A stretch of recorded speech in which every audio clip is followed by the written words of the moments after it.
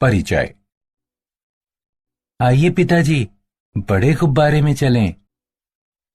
आराम से रोहित, आराम से। वाह, ये ऊपर जा रहा है। हम अब पक्षी की तरह उड़ रहे हैं। पिताजी, मैं आपसे कुछ पूछना चाहता हूं। हाँ हाँ रोहित, पूछो। ये वायु में ऊपर कैसे जाता है? इसमें हमने आवरण के अंदर उपस्थित वायु को गर्म करने के लिए गैसीय ईंधन का उपयोग किया है, जिससे गुब्बारा जमीन से ऊपर उठकर हवा में आ गया है। ठीक है पिताजी। मैं तुम्हें एक और बात बताना चाहूंगा कि गैसीय अवस्था की निश्चित आकृति नहीं होती। इस पाठ में हम द्रव्य की गैसीय व द्रव अवस्थाओं के बारे में सीखेंगे।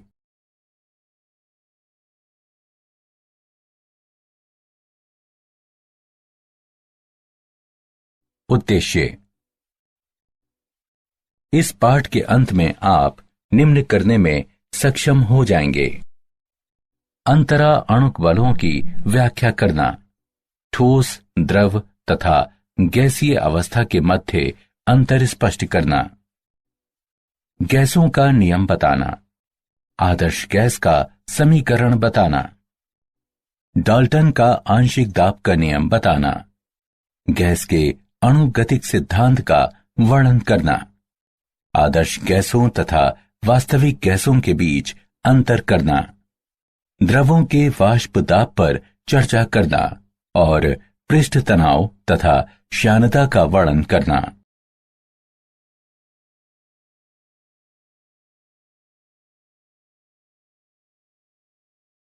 अंतरा अणुक बल। अणुओं के बीच आकर्षण के वे बल जो अणुओं को एक साथ रखते हैं, वे अंतरा अणुक बल कहलाते हैं। अणुओं के बीच आकर्षण बल के कारण ऊर्जा आणविक अन्योन्य क्रिया ऊर्जा कहलाती है। आणविक अन्योन्य क्रियाओं के कारण अंतरा अणुक आकर्षण व प्रतिकर्षण बल उत्पन्न होते हैं। आकर्षी अंतरा अणुक बल वान डेर वॉल्स बल भी कहलाते हैं।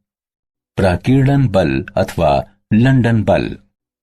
इलेक्ट्रॉन परमाणु पर अधिकांश समय सममित रूप से वितरित रहता है, लेकिन किसी क्षण में नाभिक के परितः इलेक्ट्रॉनों के वितरण में कुछ असममिति भी हो सकती है, जिससे एक विद्युत द्विध्रुव उत्पन्न होता है। यह द्विध्रुव एक विद्युत क्षेत्र उत्पन्न करता है जो निकटवर्ती परमाणु या अणु के इलेक्ट्रॉन वितरण को भी विरूपित कर देता है, जिससे वो भी द्विध्रुव हो जाता है। ये दो द्विध्रुव आकर्षित होते हैं और इनके बीच आकर्षण का यह बल प्राकीर्णन बल अथवा लंदन बल कहलाता है। ये अध्रुवीय अणुओं में तथा नोबल गैसों में भी होता है। उदाहरण के लिए, परमाणु का सममित वितरण है और अन्य का असममितीय वितरण है, तथा असममितिक वितरण वाला परमाणु अन्य परमाणु के इलेक्ट्रॉन वितरण को विरूपित कर देता है, जिससे आकर्षण बल उत्पन्न होता है। द्विध्रुव बल। ये ध्रुवीय अणुओं के बीच अंतरकणीय बल होते हैं। ये बल स्थायी द्विध्रुवों के विपरीत आवेशित सिरों के बीच स्थिर वैद्युत अन्योन्य क्रियाओं के कारण उत्पन्न होते हैं। किसी अणु का धनात्मक सिरा अन्य अणु के ऋणात्मक सिरे को आकर्षित करता है तथा इसके प्रतिलोमता होता है। ये आवेश डेल्टा द्वारा प्रदर्शित किए जाते हैं।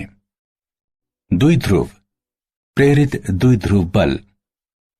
यह स्थायी द्विध्रुव रखने वाले अणुओं तथा स्थायी द्विध्रुव नहीं रखने वाले अणुओं जैसे कि CH4, CCl4, BF3, SO3 इत्यादि के मध्य कार्यरत आकर्षण बल होता है।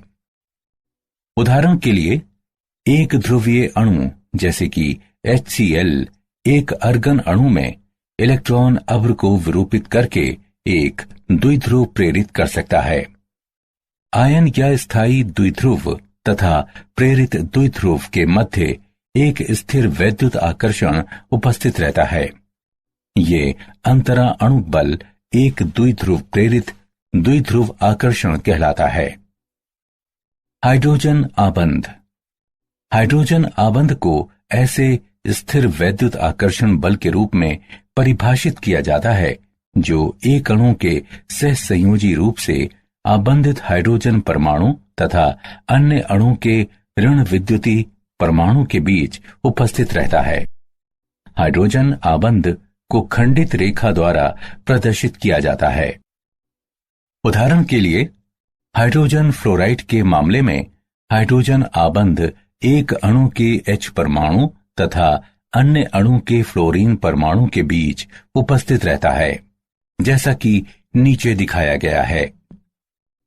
हाइड्रोजन परमाणु को किसी उच्च ऋण विद्युती परमाणु जैसे कि फ्लोराइड, ऑक्सीजन या नाइट्रोजन के साथ आबंधित होना चाहिए।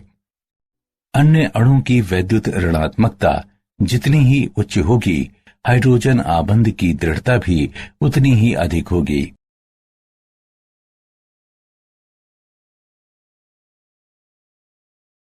ऊष्मीय ऊर्जा। वह ऊर्जा जो अणुओं को परस्पर दूर करती है, ऊष्मीय ऊर्जा कहलाती है। इसे द्रव्य द्वारा इसके तापमान के कारण अवधारित ऊर्जा के रूप में परिभाषित किया जाता है और ये अणुओं की ऊष्मीय गति या अणुओं के संचलन की माप भी है। अंतरा आणविक बल बनाम ऊष्मीय अन्योन्य क्रियाएं। द्रव्य की तीनों अवस्थाएं वास्तव में आणविक अन्योन्य क्रिया ऊर्जा तथा ऊष्मीय ऊर्जा के बीच स्पर्धा का परिणाम है। ठोसों में आणविक अन्योन्य क्रियाएं अत्यंत प्रबल होती हैं तथा अणुओं में ऊष्मीय ऊर्जा कम होती है। द्रवों में आकर्षण बलों तथा ऊष्मीय ऊर्जा के बीच एक सूक्ष्म संतुलन निर्मित रहता है। तापमान में बढ़ोतरी ऊष्मीय ऊर्जा को और बढ़ा देती है और अंततः एक ऐसी स्थिति प्राप्त होती है जहां अणु विलक हो जाते हैं और लगभग स्वतंत्र निकायों की तरह व्यवहार करते हैं। ये अवस्था गैसीय अवस्था कहलाती है।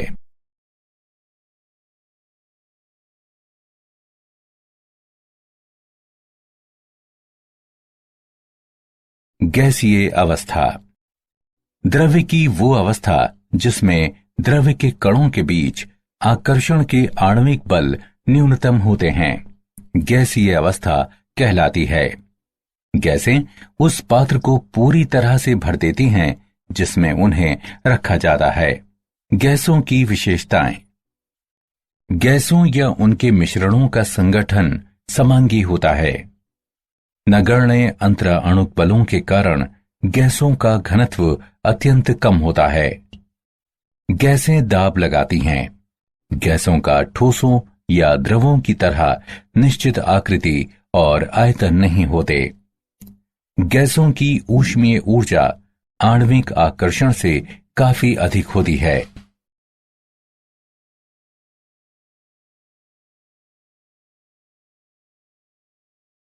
गैसों का नियम। बॉयल का नियम यानी दाब आयतन संबंध। किसी गैस के दिए गए द्रव्यमान का आयतन नियतांक तापमान पर इसके दाब के व्युत्क्रमानुपाती होता है। नियम की गणितीय व्याख्या। आयतन नियतांक तापमान एवं द्रव्यमान पर दाब के व्युत्क्रमानुपाती होता है। V बराबर K गुणे 1/P, जहां K आनुपातिकता नियतांक है। PV बराबर K बराबर नियतांक। माना कि T तापमान पर P1 दाब वाली गैस के एक दिए गए द्रव्यमान का आयतन V1 है। अब यदि समान तापमान पर दाब को परिवर्तित करके P2 कर दिया जाता है तो आयतन परिवर्तित होकर V2 हो जाता है। चारों चरों P1, V1, P2 और V2 के बीच मात्रात्मक संबंध निम्नानुसार व्यक्त है। P1 V1 बराबर P2 V2, नियतांक तापमान एवं द्रव्यमान पर। बॉयल के नियम का ग्राफीय निरूपण। ये V बनाम P का एक विशिष्ट तापमान पर अंकन प्रदर्शित करता है। यह दर्शाता है कि P के बढ़ने के साथ V घटता है। ये एक विशिष्ट तापमान पर PV बनाम P का अंकन प्रदर्शित करता है। यह इंगित करता है कि P में नियमित बढ़ोतरी के बावजूद PV का मान नियतांक रहता है। एक विशिष्ट तापमान पर P के सापेक्ष PV के अंकन से प्राप्त वक्र समतापी वक्र कहलाता है। उच्चतर वक्र उच्चतर तापमान के संगत होता है। ये 1/V के सापेक्ष P का विचलन दर्शाता है। सीधी रेखा इंगित करती है कि P में बढ़ोतरी होने के साथ 1/V में नियमित बढ़ोतरी होती है।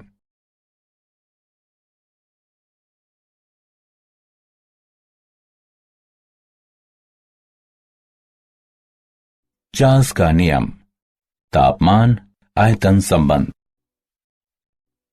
कथन: ताप की प्रत्येक डिग्री में वृद्धि या कमी से गैस की निश्चित मात्रा के आयतन में उसके 0 डिग्री सेल्सियस ताप के आयतन से 1/273.15 की वृद्धि या कमी होती है।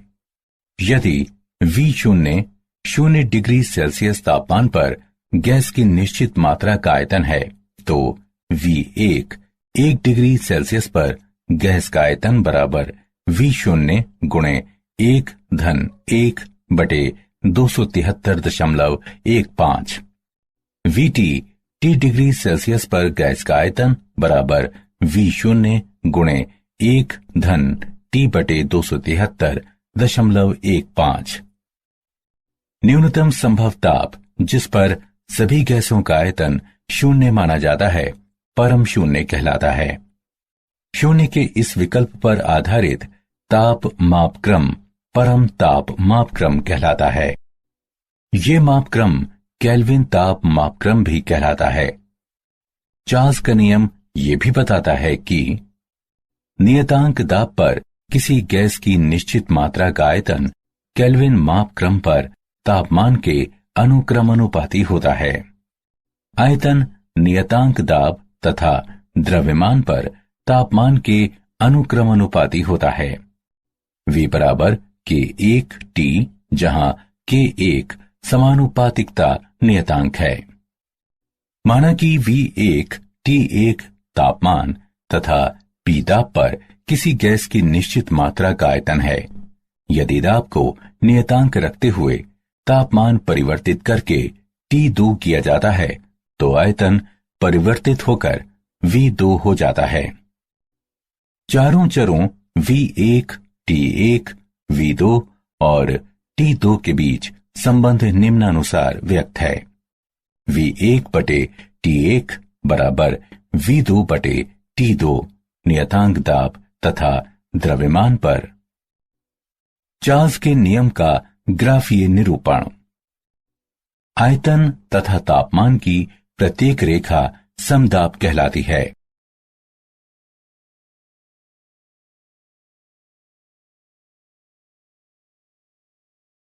गैल-लुसैक नियम, दाब ताप संबंध। यह नियम बताता है कि स्थिर आयतन पर किसी निश्चित मात्रा वाली गैस का दाब केल्विन तापमान के अनुक्रमानुपाती होता है। गणितीय रूप से दाब नियतांक आयतन तथा द्रव्यमान पर तापमान के अनुक्रमानुपाती होता है। P/T बराबर K2 नियतांक। माना कि T1 तापमान पर तथा V द्रव्यमान वाली निश्चित मात्रा वाली गैस का आयतन P1 है। अब यदि उसी आयतन पर तापमान परिवर्तित करके T2 किया जाता है, तो संगत दाब P2 हो जाता है। तब नियम के अनुसार P1/T1 बराबर P2/T2। आयतन एवं द्रव्यमान नियतांक रखते हुए गैल-लुसैक के नियम का ग्राफीय निरूपण। इस ग्राफ की प्रत्येक रेखा समायतनी कहलाती है।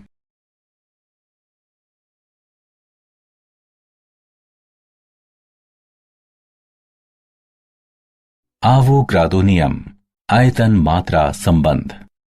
इस नियम के अनुसार तापमान तथा दाब की समान दशाओं में समान आयतन वाली गैसों में समान संख्या में अणु होते हैं। गणितीय रूप से आयतन गैसों के अणुओं की संख्या के अनुक्रमानुपाती होता है। V बराबर K3n, जहां K3 आनुपातिकता नियतांक है। एक मोल गैस में अणुओं की संख्या 6.023 गुणे 10⁻23 होती है और ये आवोगाद्रो स्थिरांक कहलाती है। अणुओं की संख्या निम्न रूप में ज्ञात की जा सकती है। n बराबर है m/M के, जहां m बराबर अन्वेषणाधीन गैस का द्रव्यमान तथा M बराबर मोलर द्रव्यमान।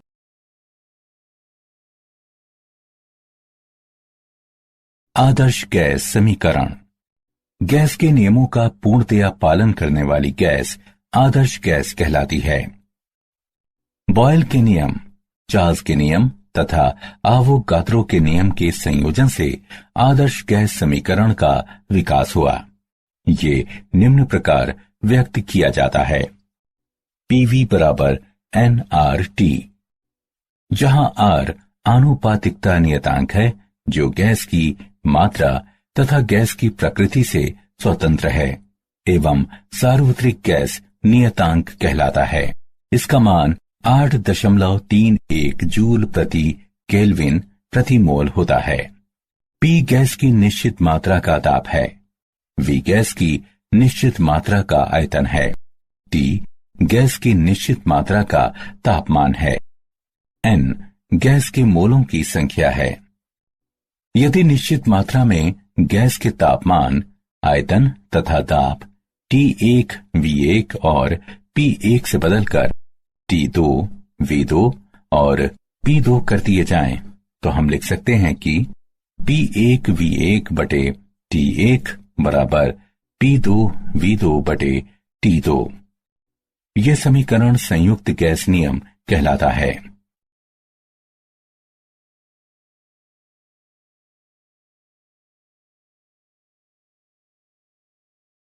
मानक तापमान तथा दाब STP। गैसों के लिए मानक तापमान 0 डिग्री सेल्सियस 273.15 केल्विन तथा मानक दाब 1 बार या 10⁵5 पास्कल के रूप में लिया जाता है। STP में किसी आदर्श गैस या आदर्श गैसों के संयोजन का मोलर आयतन 22.71098 लीटर प्रति मोल होता है। टॉर दाब मापन का एक अन्य मात्रक है। एक टॉर बराबर 133.322 पास्कल।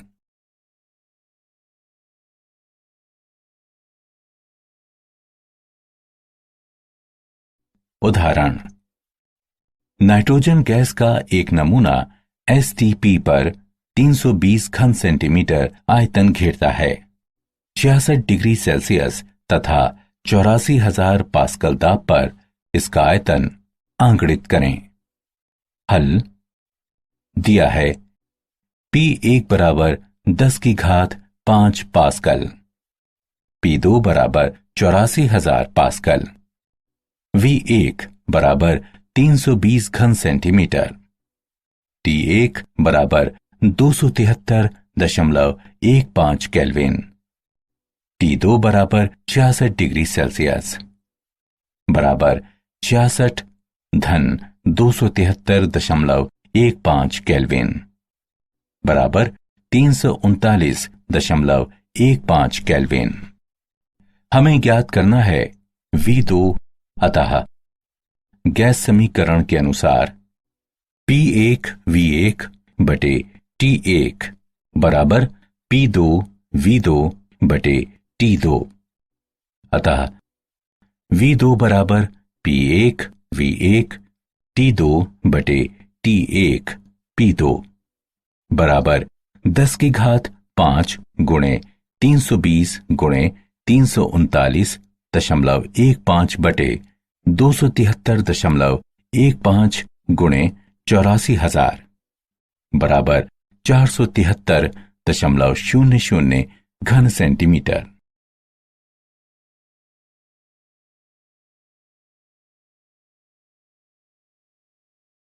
गैसीय पदार्थ का घनत्व एवं मोलर द्रव्यमान। गैस का मोलर द्रव्यमान निम्न सूत्र द्वारा ज्ञात किया जा सकता है। m बराबर d गुणे r गुणे t बटे p, जहां d बराबर m बटे v गैस का घनत्व है, m गैस का द्रव्यमान है, v गैस का आयतन है, r सार्वत्रिक गैस नियतांक है, t गैस का तापमान है, p गैस का दाब है।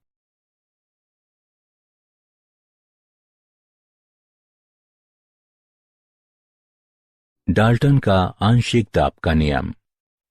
नियतांक तापमान पर एक निश्चित आयतन में सीमित दो या अधिक अन्योन्य क्रिया से विहीन गैसों के मिश्रण द्वारा लगाया जाने वाला दाब समान आयतन में प्रत्येक गैस द्वारा अकेले लगाए जाने वाले दाबों के योग के बराबर होता है।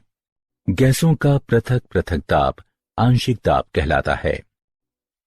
यदि T तापमान तथा V आयतन पर अन्योन्य क्रिया से विहीन गैसों के मिश्रण का कुल दाब P है तथा P1, P2, P3 इत्यादि गैसों के आंशिक दाबों को निरूपित करते हैं तो P बराबर P1 जमा P2 जमा P3 जमा इत्यादि TV नियतांक हैं।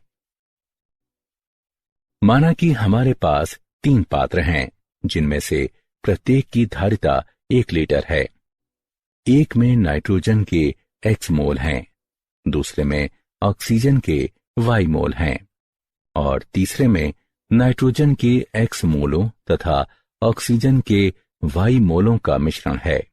सभी तीनों पात्रों को समान तापमान पर रखा गया है। अब यदि प्रथम पात्र से जोड़ा गया मैनोमीटर P1 दाब प्रदर्शित करता है तथा द्वितीय पात्र से जोड़ा गया मैनोमीटर P2 दाब प्रदर्शित करता है, तो तीसरे पात्र में दाब P1 जमा P2 होगा। जल वाष्प का दाब किसी विशिष्ट तापमान पर नियतांक होता है और ये उस तापमान पर जलीय तनाव के रूप में जाना जाता है। शुष्क गैस के दाब की गणना कुल दाब से जलीय तनाव को घटाते हुए की जा सकती है। P शुष्क गैस बराबर P माइनस जलीय तनाव।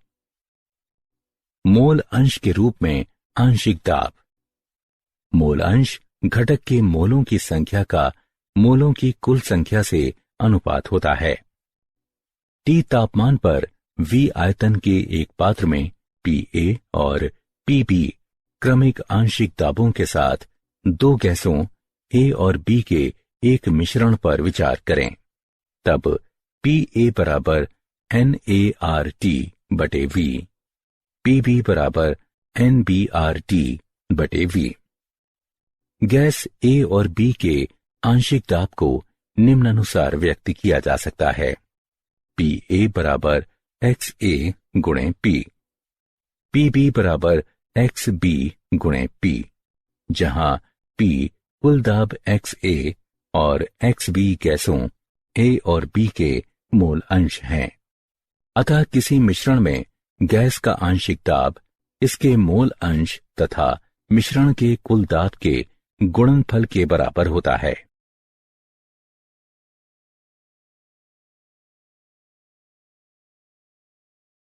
गैसों का अणुगतिक सिद्धांत। गैस के अणुगति सिद्धांत के अभिगृहित निम्न हैं। सभी गैसें अत्यंत छोटे कणों की बड़ी संख्या से निर्मित होती हैं जो अणु कहलाते हैं। ये अणु बड़े अंतरालों द्वारा एक दूसरे से पृथक होते हैं, इसलिए अणुओं द्वारा अधिगृहित किया गया वास्तविक आयतन गैस के कुल आयतन की तुलना में नगण्य होता है। ये अणु विरामावस्था में नहीं होते, बल्कि इनमें तीव्र अनियत यानी यादृच्छिक गति होती है।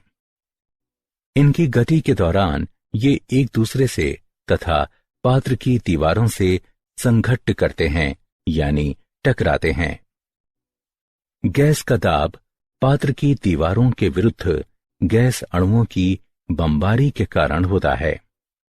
अणुओं का परस्पर तथा पात्र की दीवारों से संघट्ट पूर्णतया प्रत्यास्थ होता है, अर्थात गतिज ऊर्जा का ह्रास या प्राप्ति नहीं होती।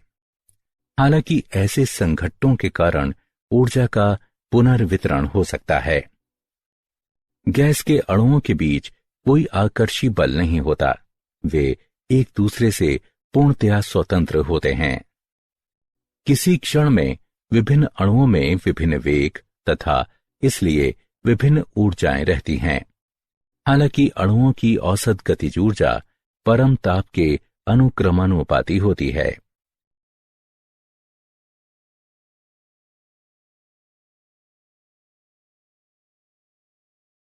वास्तविक गैसों का व्यवहार, आदर्श गैस व्यवहार से विचलन। हम वास्तविक गैस के आदर्श व्यवहार से विचलन को संपीड्यता कारक Z द्वारा दिखा सकते हैं, जिसे निम्न प्रकार व्यक्त किया जा सकता है। Z बराबर PV बटे nRT। आदर्श गैस की स्थिति में PV बराबर nRT, अतः Z बराबर 1। वास्तविक गैस की स्थिति में PV Z nRT के बराबर नहीं है, अतः Z 1 के बराबर नहीं है। अतः वास्तविक गैस की स्थिति में Z का मान 1 से कम या 1 से अधिक हो सकता है। जब Z 1 से कम होता है तो इसका अर्थ ऋणात्मक विचलन से होता है। इसका आशय है कि गैस आदर्श व्यवहार की अपेक्षा से अधिक संपीडनीय है। जब Z 1 से अधिक होता है तो इसका आशय धनात्मक विचलन से होता है।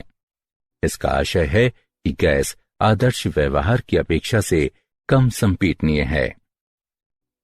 आदर्श व्यवहार से विचलन के कारक गैस के अणुगतिक सिद्धांत की दो दोषपूर्ण कल्पनाओं के कारण होता है, जो निम्न हैं। गैस के अणुओं का आयतन गैस द्वारा घेरे गए आयतन की तुलना में नगण्य होता है। गैस के अणुओं के बीच आकर्षण बल नगण्य होता है। वॉन डर वाल्स का समीकरण।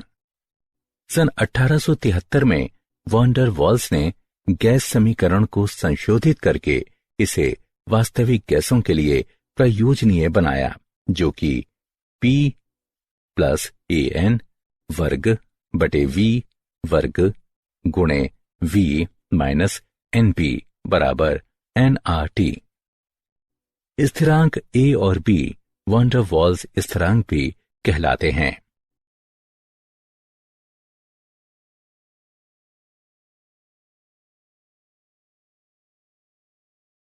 गैसों का द्रवीकरण। तापमान में कमी तथा दाब में बढ़ोतरी करते हुए गैस का द्रवीकरण किया जा सकता है। क्रांतिक ताप की अवधारणा। 13.1 डिग्री सेल्सियस के निम्न तापमान पर गैस की अवस्था में रहती है। निम्न दाब पर, जिसे बिंदु A द्वारा दिखाया गया है। दाब में बढ़ोतरी किए जाने पर गैस का आयतन वक्र AB पर घटता है। बिंदु B पर द्रवीकरण आरंभ हो जाता है, अतः रेखा BC के अनुदेश आयतन तेजी से गिरता है। बिंदु C पर द्रवीकरण पूर्ण हो जाता है। अब दाब में और बढ़ोतरी करने से आयतन पर बहुत कम प्रभाव पड़ता है, क्योंकि द्रव बहुत कम संपीड्य होता है। इसलिए एक ढाल वक्र CD प्राप्त किया जाता है। अतः भाग AB के अनुदेश कार्बन डाइऑक्साइड केवल गैस के रूप में रहती है। भाग CD के अनुदेश केवल द्रव अवस्था में रहती है तथा भाग BC के अनुदेश द्रव और वाष्प एक दूसरे के साथ साम्यावस्था में रहते हैं। 21.5 डिग्री सेल्सियस पर समदाब EFGH 13.1 डिग्री सेल्सियस के समान रहता है, सिवाय क्षैतिजिक भाग के जहां द्रवीकरण कम होता है। 31.1 डिग्री सेल्सियस के ऊपर समदाबी रेखाओं में क्षैतिजिक भाग पूर्णतया अदृश्य हो जाता है। ये दर्शाता है कि 31.1 डिग्री सेल्सियस के ऊपर गैस का द्रवीकरण नहीं होता, चाहे कितना उच्च ताप लगाया गया हो। बिंदु X क्रांतिक बिंदु कहलाता है तथा बिंदु X के संगत ताप क्रांतिक ताप कहलाता है। गैस का क्रांतिक ताप उस तापमान के रूप में परिभाषित किया जा सकता है जिसके ऊपर इसे दाब का प्रयोग करते हुए द्रवीकृत नहीं किया जा सकता। क्रांतिक ताप पर गैस को द्रवीकृत करने के लिए आवश्यक दाब क्रांतिक दाब कहलाता है। क्रांतिक ताप और क्रांतिक दाब पर गैस के एक मोल का आयतन क्रांतिक आयतन कहलाता है।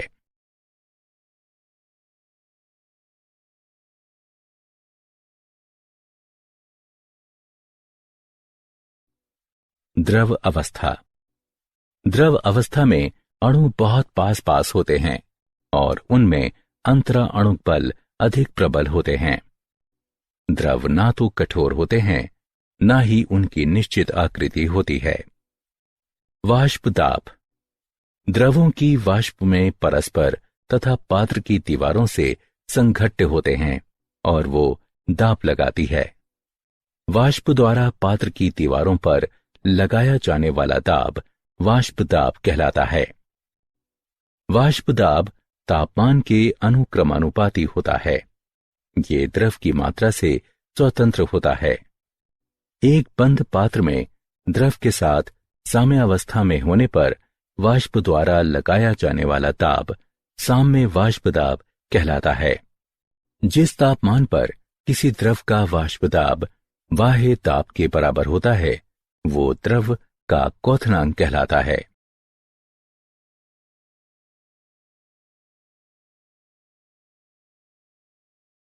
पृष्ठ तनाव। द्रव के एक पुंज में अणु सभी दिशाओं में निकटवर्ती अणुओं से एक समान आकर्षण बल का अनुभव करता है।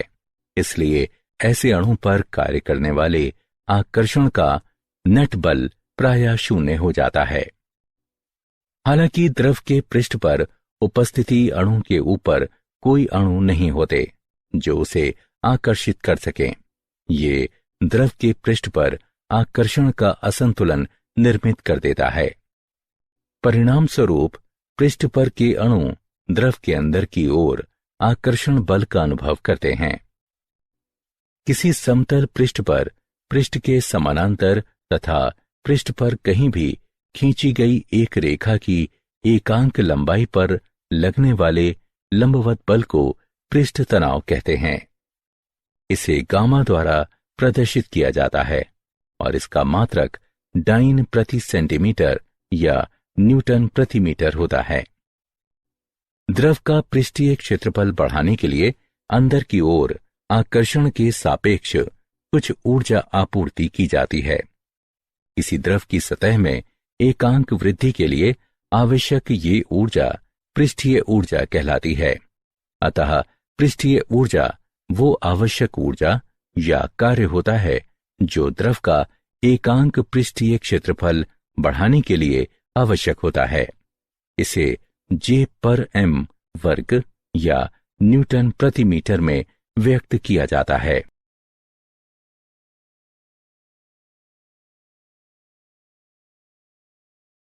क्षयानता। क्षयानता का अर्थ प्रवाह के प्रति प्रतिरोध से है। ये एक सुस्थापित तथ्य है कि कुछ द्रव जैसे कि शहद, कैस्टर ऑयल, ग्लिसरीन इत्यादि धीमी गति से प्रवाहित होते हैं, जबकि कुछ अन्य द्रव जैसे कि पानी, एथेनॉल इत्यादि तेजी से प्रवाहित होते हैं। इसका अर्थ है कि प्रत्येक द्रव में प्रवाह के प्रति कुछ आंतरिक प्रतिरोध रहता है जो क्षयानता या विसक्सिता कहा जाता है। मंद गति से प्रवाहित होने वाले द्रव तीव्र गति से प्रवाहित होने वाले द्रवों की अपेक्षा अधिक क्षयान माने जाते हैं। प्रत्येक A वर्ग सेंटीमीटर क्षेत्रफल वाली x सेंटीमीटर दूरी से पृथक तथा न्यू सेंटीमीटर प्रति सेकंड वेग अंतर वाली दो बेलनाकार परतों के बीच नेट घर्षण बल यानी F निम्न रूप में व्यक्त है। F बराबर ईटा A न्यू बटे x, जहां ईटा श्यानता गुणांक है। अब यदि A बराबर 1 वर्ग सेंटीमीटर, न्यू बराबर 1 सेंटीमीटर प्रति सेकंड तथा x बराबर 1 सेंटीमीटर, तो F बराबर ईटा। अतः श्यानता गुणांक को उस घर्षण बल के रूप में परिभाषित किया जा सकता है जो 1 सेंटीमीटर की दूरी और 1 वर्ग सेंटीमीटर क्षेत्रफल वाली दो समानांतर परतों के बीच 1 सेंटीमीटर प्रति सेकंड का वेग अंतर बनाए रखने के लिए आवश्यक होता है। श्यानता का SI मात्रक न्यूटन सेकंड प्रति मीटर वर्ग सेकंड या 1 पॉइस होता है।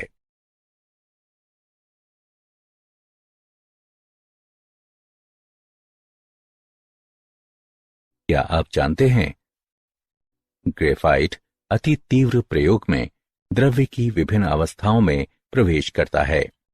पहली बार वैज्ञानिकों ने एक एक्स किरण विकिरित मिनरल को द्रव्य की दो विभिन्न अवस्थाओं में लगभग 40 फेम्टोसेकंड में जाते देखा। नई द्रव्य संश्लेषण प्रौद्योगिकी, अल्ट्रा फास्ट इमेजिंग तथा उच्च ऊर्जा घनत्व विज्ञान के विकास में ठोस से द्रव तथा प्लाज्मा अवस्थाओं के अति तीव्र चरण पारगमन महत्वपूर्ण हैं।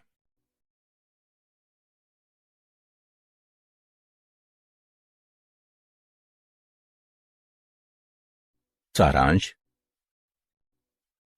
आइए हमने जो कुछ सीखा है उसे संक्षेप में दोहराएं। अणुओं के बीच आकर्षण के वे बल जो अणुओं को एक साथ रखते हैं वे अंतरा अणु बल कहलाते हैं।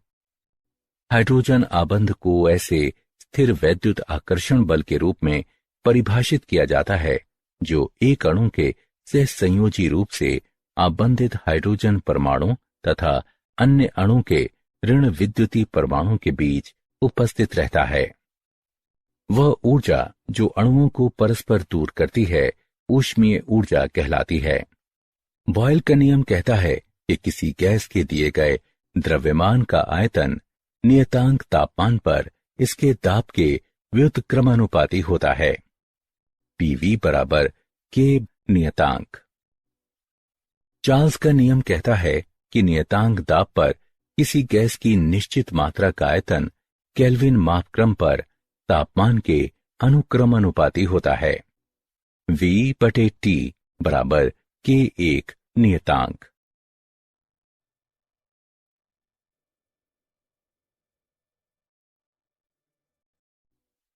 गे-लुसैक का नियम बताता है कि स्थिर आयतन पर किसी निश्चित मात्रा वाली गैस का दाब केल्विन तापमान के अनुक्रमानुपाती होता है। P/T बराबर K2 नियतांक। आवोगाद्रो के नियम के अनुसार तापमान तथा दाब की समान दशाओं में समान आयतन वाली गैसों में समान संख्या में अणु होते हैं। V/N बराबर K3 नियतांक, जहां N गैस के अणुओं की संख्या है। आदर्श गैस समीकरण निम्न रूप में व्यक्त किया जाता है। PV बराबर nRT, जहां R सार्वत्रिक गैस नियतांक है। डाल्टन का आंशिक दाब का नियम कहता है कि नियतांक तापमान पर एक निश्चित आयतन में सीमित दो या अधिक अन्योन्य क्रिया से विहीन गैसों के मिश्रण द्वारा लगाया जाने वाला दाब समान आयतन में प्रत्येक गैस द्वारा अकेले लगाए जाने वाले दाबों के योग के बराबर होता है।